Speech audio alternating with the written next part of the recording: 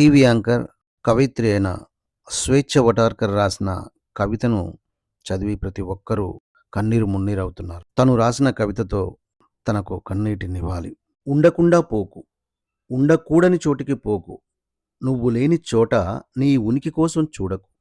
కాలం లోపలి కాలం గడిచే కొద్దీ మారుతుంటుంది. ఎదురు చూస్తుంది, ఎద బరువు మోస్తుంది, అలసిపోతుంది, అలిగిపోతుంది, పగిలిపోయిన వేళ కనుమరుగైపోతుంది. కాలాన్ని దాచిన కాలం శవమైపోతుంది. అందుకే ఊపిరున్నంతసేపు ఉండకుండా పోకు, ఉండకూడని చోటికి అసలే పోకు. వెళ్ళిపోయిన అలతో బయటి కాలం కరిగిపోయింది. నువ్వు లేకుండా పోతే భల్లున పరిగెత్తుకొచ్చి నీ అడుగులు చెరిపేసి నువ్వెవరో ఎవ్వరికీ ఎప్పటికీ తెలియనట్టు జీవన్మరణాలను కలిపి అందుకోలేని తీరంలో బందీ చేస్తుంది.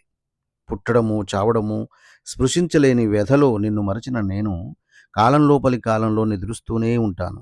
నిన్నప్పటికే పూర్తిగా మరచివేయబడి ఉంటాను. అంతకంటే ముందే నాకు నువ్వు ఉండకుండా పోకు. స్వేచ్ఛ వటార్కర్.